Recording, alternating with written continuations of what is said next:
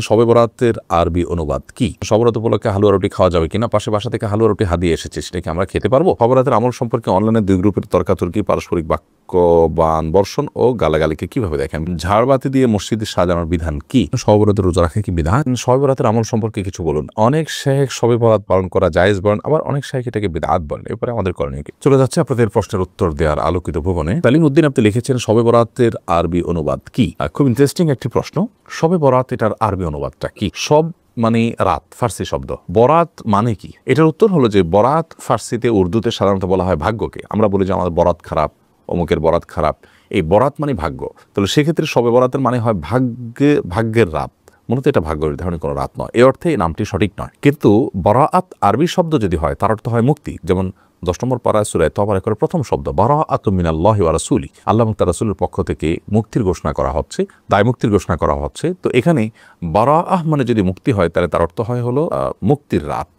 তো এই অর্থে ঠিক আছে শবে বরাত, যে আল্লাহ তাআলা এই রাতে বান্দাদেরকে মাফ করে থাকেন মুশরিক এবং মুশাহিন তথা হিংসুক ছাড়া। সে অর্থে শবে বরাত এই নামটি একেবারে উড়িয়ে দেওয়ার মতো নয়। তবে হাদিসের ভাষ্য কিন্তু এই লাইলাতুল বরাআত বা শবে বরাত নয়। হাদিসের ভাষ্য লাইলাতুন নিসফি মিন শাবান বা মধ্য শাবান রজনী। আমরা হাদিসের ভাষ্যটাকে ব্যবহার করলে এই রাতকে কেন্দ্রিক অনেক অনাচার কিন্তু সমাজ থেকে এমনিতে দূর হয়ে যাবে, অনেক সীমালঙ্ঘন দূর হয়ে যাবে, অনেক বাড়াবাড়ি দূর হয়ে যাবে। এই রাতে কবর জিয়ারত করাটাকে অনেকে সুন্নাত মনে করেন, এটি সুন্নাহ নয়। তানভীর রহমাতুল্লাহ আলাইহি প্রথমে এটাকে সুন্নাহ বললে আমদাদুল ফতোয়ার 4 নম্বর ভলিউমে তিনি পরবর্তীতে একটা ফতোয়ায় সেই জায়গা সে বিষয়ের দিকে প্রত্যাহার করেছেন, যা ফিরে এসেছেন। যার কারণে এই রাতে মূলত আপনি নিজেকে শিরক এবং হিংসা থেকে মুক্ত করার চেষ্টা করবেন। সেই সাথে আল্লাহর কাছে আপনি ক্ষমা পাওয়ার জন্য আপনার নরমাল চেষ্টা থাকতে পারে। বিশেষ কোনো আমল বিশুদ্ধ কোনো হাদিস দ্বারায় প্রমাণিত নয়। ফরিদউদ্দিন আপনি লিখেছেন ঝাড়বাতি দিয়ে মসজিদে সাজানোর বিধান কি? এটা মুবাহ, কিন্তু অতিরিক্ত করলে সেটি অপচয়ের পর্যায়ে পড়ে যেতে পারে, সেক্ষেত্রে সেটি গুনাহের বিষয় হবে। জান্নাতুল ফেরদাউস আপনি লিখেছেন শবে বরাত উপলক্ষে হালুয়া রুটি খাওয়া যাবে কিনা? পাশে বাসা থেকে হালুয়া রুটি হাদিয়ে এসেছে, সেটা কি আমরা খেতে পারবো? জান্নাতুল ফেরদাউস শবে বরাত উপলক্ষে হালুয়া রুটি বানানো, পরিবেশন করার কোনো গুরুত্ব ইসলাম শরীয়তে নেই। এটা নিছকই আমাদের মন গড়া এবং আমাদের সামাজিক একটা বিষয়, যেটার সাথে শরীয়তের কোনো সম্পর্ক নেই। কারোর হালুয়া রুটি খেতে মনে চাইলে তিনি সারা বছর যেমন খেতে পারেন, রাতেও খেতে পারেন, সেটি ভিন্ন বিষয়। কিন্তু এ রাতে হালুয়া রুটি খাওয়ার কোনো ফজিলত নেই। অনেক মন গড়া কথার ভিত্তিতে হালুয়া রুটি আমরা অনেকে এ রাতে খেয়ে থাকি বা বিতরণ করে থাকি। আর পাশে বাসা থেকে কেউ যদি আপনাকে হালুয়া রুটি দিয়ে থাকে, তা খাওয়া আপনার জন্য হারাম হবে না, কারণ মৌলিকভাবে সেই খাবারটা তো হারাম কোনো খাবার নয়, হালাল খাবার। হ্যাঁ, যদি এমন হয় সে খাবারটা গ্রহণ না করে আপনি লোকটাকে বোঝালে তিনি এই হালুয়া রুটির যে কসরত করে থাকেন শবে বরাত উপলক্ষে এবং এটাকে ইসলামের কাজ মনে করেন, সবের কাজ মনে করেন, 30 টাকার বিরুদ্ধে থাকবেন, তাহলে সেক্ষেত্রে আপনি তারটা গ্রহণ নাও করতে পারেন। অর্থাৎ আপনার গ্রহণ না করাটা ভ্যারি করবে যে গ্রহণ না করার পেছনে কল্যাণ আছে কিনা।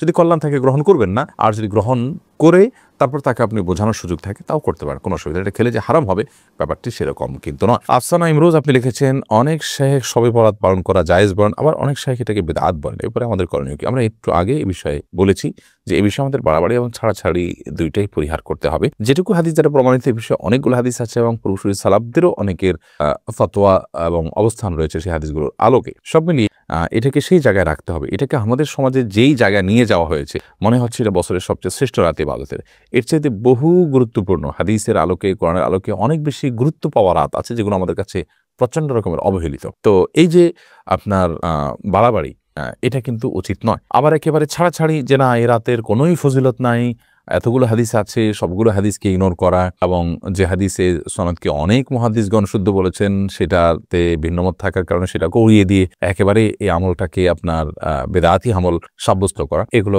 ছাড়াছাড়ি। অতএব বাড়াবাড়ি এবং ছাড়াছাড়ি সমন্বয় হওয়া উচিত। এমডি আর মাসুম আপনি লিখেছেন শবে বরাতের আমল সম্পর্কে কিছু বলুন। শবে বরাত যেটাকে আমরা বলছি, এটি মূলত হাদিসের ভাষ্য অনুযায়ী লাইলাতুন নিসফি মিন শাবান বা মধ্য শাবান রজনী। মধ্য শাবান রজনী এটার ফজিলত মৌলিকভাবে প্রমাণিত আছে যে এরাতে আল্লাহ রাব্বুল আলামিন বান্দাদেরকে সাধারণ ক্ষমা ঘোষণা করেন, যারা হিংসুক এবং যারা শিরকে লিপ্ত তারা ছাড়া। অতএব এরাতে এটুকু ফজিলত প্রমাণিত, এবং সেই ফজিলতের জন্য কেউ যদি চেষ্টা করেন, আল্লাহ ক্ষমা লাভের চেষ্টা করেন, বিশেষ করে হিংসা এবং বিদ্বেষ থেকে, শিরক থেকে নিজেকে পরিচ্ছন্ন রাখার চেষ্টা করেন, সেটা প্রশংসনীয়। কারণ তিনি আল্লাহর ক্ষমা লাভের ন্যূনতম চেষ্টা তিনি করছেন, আল্লাহর কাছে ক্ষমা লাভ করতে চাইছেন, দোয়া করছেন, এটি হতে পারে। ব্যক্তিগতভাবে ক্ষমা লাভের জন্য প্রচেষ্টা, সেটি দর্শনীয় কোনো বিষয় নয়। কিন্তু শবে বরাত যেটাকে আমরা বলছি, যেটার আসল নাম হলো শাবানের মধ্য রজনী, হাদিসের নাম, সেই রাতের বিশেষ কোনো ফরম্যাটের নামাজ, তেলাওয়াত অথবা পরের দিনের রোজা এর কোনোটি কিন্তু বিশুদ্ধ কোনো হাদিস দ্বারায় বর্ণিত নয়। তবে এটা ঠিক শাবান মাস জুড়ে নফল রোজা রাখতে হয়। এর মধ্যে চাঁদর মাসের 13, 14, 15 এই দিনগুলোতে আইয়াম বীজের দিনগুলোতে রোজা রাখার ব্যাপারে নবী করিম সাল্লাল্লাহু আলাইহি ওয়াসাল্লামের বিশেষ গুরুত্ব আরোপ রয়েছে। তো সব মিলিয়ে আপনার আইয়াম বীজের অংশ হিসাবে শাবান মাসের অংশ হিসাবে কেউ রোজা রাখলে সেটা অবশ্যই প্রশংসনীয়। আবার কেউ রাতে আল্লাহ রাব্বুল আলামিন বান্দাদের সাধারণ ক্ষমা ঘোষণা করেন, বিশেষ করে রাতে তাহাজ্জুদের সালাত শাবান মাস নবী সাল্লাল্লাহু আলাইহি ওয়াসাল্লাম বিশেষভাবে নফল রোজা রাখতেন, ইবাদতবন্দি করার চেষ্টা করতেন। সেই জায়গা থেকে তাহাজ্জুদের নামাজ পড়ার অভ্যাসের জায়গা থেকে তিনি যদি রাতে ইবাদতবন্দি করেন অথবা আল্লাহর ক্ষমা লাভের চেষ্টার জায়গা থেকে তিনি আল্লাহর কাছে দোয়া করেন অথবা ওই যে শিরক এবং হিংসা থেকে নিজেকে মুক্ত রাখেন, তো সেটি হতে পারে, সেটি জায়েজ হতে পারে। কিন্তু নবী করিম সাল্লাল্লাহু আলাইহি ওয়াসাল্লাম থেকে বিশুদ্ধভাবে আমরা যেভাবে এটাকে গুরুত্ব দিয়ে রাত জাগার গুরুত্ব আরোপ করে থাকি, এভাবে রাত্রে জাগরণ করা অথবা আপনার দিনে রোজা রাখা স্পেশালি এই কারণ দেখিয়ে এরকমটি নবী করিম সাল্লাল্লাহু আলাইহি ওয়াসাল্লাম থেকে বিশুদ্ধ কোন হাদিস দ্বারা বর্ণিত নয়। বিষয়ে যতগুলো হাদিস আছে অর্থাৎ এরকম যেগুলো কথা বলেছি দিনে রোজা রাখার কথা এবং রাতে ইবাদত করার কথা, সেগুলো হাদিসগুলো সনদের দিক থেকে দাইফ অর্থাৎ বিশুদ্ধ সূত্রে বর্ণিত নয়। খোলাসা কথা হলো যে মধ্য শাবান রজনীর ফজিলত একেবারে নেই, ব্যাপার ফুটানো ছিল, এখন ওটা কমেছে। হালুয়া রুটি খাওয়া, তারপরে আতশবাজি কমে থাকলেও এই রাত উপলক্ষে আলোকসজ্জা, তারপরে মসজিদে সমবেত হয়ে আলোচনা অনুষ্ঠান কিংবা আপনার হিংসা এবং শিরক থেকে নিজেকে পরিচ্ছন্ন রাখবো এবং আল্লাহ রাব্বুল আলামিনের কাছে আমাদের মুক্তি কামনা করবো। আল্লাহ তাআলা সাধারণ ক্ষমার আওতায় যেন আমাদেরকে ফেরেন, সেই দোয়া সেই প্রচেষ্টা আমাদের থাকবে, বাস এটুকুই। এর বাইরে এই রাতকে বছরের শ্রেষ্ঠ রাত বানিয়ে ফেলা সেটা মোটেও উচিত নয়। বছরের ইবাদতের জন্য শ্রেষ্ঠ রাত হলো লাইলাতুল কদর, যেমনটি আল্লাহ তাআলা সূরা কদরের মধ্যে উল্লেখ করেছেন। সুহানা মিফতাহুল জান্নাত আপনি প্রশ্ন করেছেন শবে বরাতের রোজা রাখা কি বিদআত? বলছি হানা, শবে বরাতের রোজা রাখাকে আমি সরাসরি বিদআত বলবো না, যেহেতু আপনার শবে বরাত বা 15ই শাবান রোজা রাখার বিষয়ে একটা নয় বেশ কয়েকটা হাদিস পাওয়া যায়।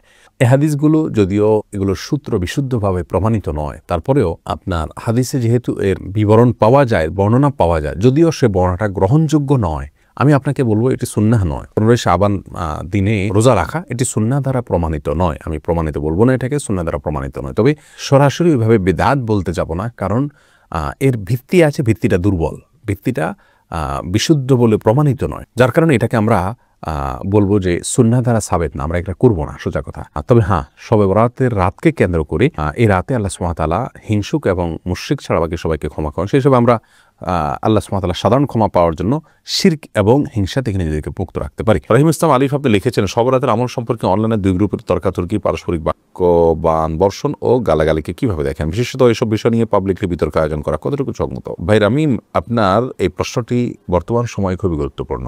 শবে বরাত যেটাকে আমরা বলছি, হাদিসের ভাষ্য মোতাবেক যেটাকে লাইলাতুন নিসফে শাবান বা মধ্য শাবান রজনী বলা হয়েছে, এ রাতের ফজিলত আছে কি নেই, করণীয় আছে কি নেই, বা আমাদের সমাজে যে করণীয়গুলো প্রচলিত আছে এগুলোর কোনটি আছে কোনটি নেই, কোনটি করা যায় কোনটি করাটা গর্হিত, বা আদৌ কোনটি করা যায় কি যায় না, এটা নিয়ে যে বিতর্ক চলছে, এই বিতর্কটা নতুন না, অনেক আগে থেকে। কিন্তু একটি কথা আমাদের মাথায় রাখতে হবে যে এই বিতর্কগুলো কোনো অবস্থাতে যেন আমাদের মধ্যে পারস্পরিক সম্পর্ককে নষ্ট না করে। প্রকৃত সত্য হলো এই ধরনের বিতর্কগুলো আমাদের ইগো থেকে বেশিরভাগ হয়ে থাকে এবং বিতর্কগুলো জিয়ে রাখি আমরা ইগোর কারণে, যতটা না কোরআন হাদিসের জন্য তার চেয়ে বেশি আমার ব্যক্তিগত ইগোর কারণে, যে আমি হয়তো একটা পক্ষ অবলম্বন করি বা একটা মত লালন করি, সেটাকে আমি হক মনে করি, কিন্তু সেই পক্ষের মত যেহেতু, অতএব এটার পক্ষে আমাকে লড়তে হবে, জিততে হবে এবং এবারে কোনো ছাড় দেওয়া যাবে না, এবারে আমাকে কোনো প্রকার ভিন্ন মত গ্রহণ করার মানসিকতা লালন করা যাবে না। এই বিষয়গুলো কিন্তু দিন দিন আমাদেরকে মুসলমানিত্ব থেকে দূরে সরিয়ে দিচ্ছে। আখলাকি মুসলমানের যে চরিত্র, যে বৈশিষ্ট্য, সেই জায়গা থেকে কিন্তু আমাদেরকে সরিয়ে দিচ্ছে। অতএব এ ধরনের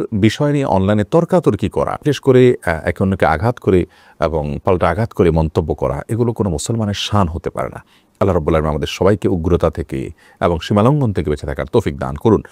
ইসলাম এবং মুসলমানদের বিরুদ্ধে যত ষড়যন্ত্র চলছে এবং ইসলাম এবং মুসলমানরা যে সমস্ত বিষয় নিয়ে গবেষণা করার সুযোগ রয়েছে এবং প্রয়োজন রয়েছে, এরকম বিষয়ের তালিকা কিন্তু অনেক দীর্ঘ। সেই তালিকা সম্পর্কে আমাদের বেশিরভাগ মুসলিম ভাইয়েরা আমরা অবগত নই বলেই আমরা এ ধরনের ইস্যুগুলোকে এত বড় করে দেখছি। সাহাবীদের মধ্যেও মত পার্থক্য ছিল এবং তাবিদের মধ্যে মত পার্থক্য ছিল, ফুকাহাদের মধ্যে মত পার্থক্য ছিল।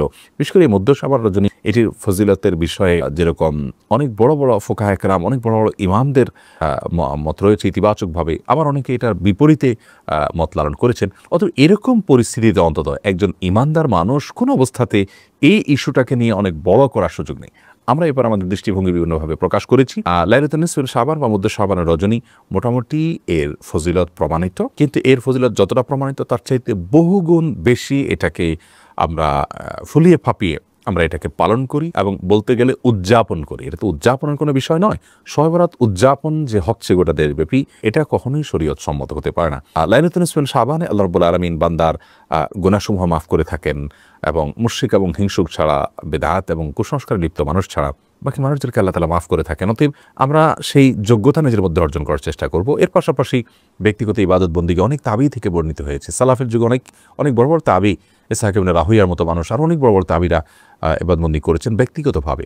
এর জন্য না বিশেষ কোনো সালাত আছে। শবে বরাতের নামাজ নামে অনেকে মনে করেন যে এত রাকাত নামাজ আছে, প্রথম রাকাতে ওই সূরা এতবার পড়তে হবে, দ্বিতীয় রাকাতে ওই সূরা এতবার পড়তে হবে। এই বিষয়গুলো কিন্তু শরিয়ার আলোকে প্রমাণিত কোনো বিষয় নয়। বিধায় একজন ঈমানদার শবে বরাত বা লাইলাতুল নিসফিল শাবান উপলক্ষে ফজিলত এবং মর্যাদা পাওয়ার আশায় তিনি যে কাজটি করবেন তা হলো তিনি আল্লাহ রাব্বুল আলামিনের কাছে ক্ষমা পাওয়ার জন্য, সাধারণ ক্ষমা পাওয়ার জন্য শিরক এবং বিদ্বেষ থেকে নিজেকে রক্ষা করবেন, হিংসা থেকে রক্ষা করবেন এবং তিনি নিজেকে বেদাত এবং কুসংস্কার থেকে রক্ষা করবেন। এটা হলো তার মৌলিক কাজ। এর বাইরে একজন ঈমানদার আল্লাহর কাছে ক্ষমা চাইতে পারেন, দোয়া ব্যক্তিগতভাবে ইবাদত করতে পারেন। দলবদ্ধ কোনো রূপ দেওয়ার কোনো সুযোগ নেই। কোনো নফল আমল, বিশেষ করে সুন্নাহ কোনো আমলকে দলবদ্ধ রূপ দেয়া এটা মাকরুহ এবং এটা কোনো অবস্থাতেই ইসলামী শরিয়ার কোনো নির্দেশিত বিষয় না। বিধায় একজন ঈমানদার সেই বিষয়টিতে সাবধান থাকবে এবং দায়িত্বশীল হবে। আমরা এই বিষয়ে বাড়াবাড়ি এবং ছাড়াছাড়ি কোনোটিই করব না।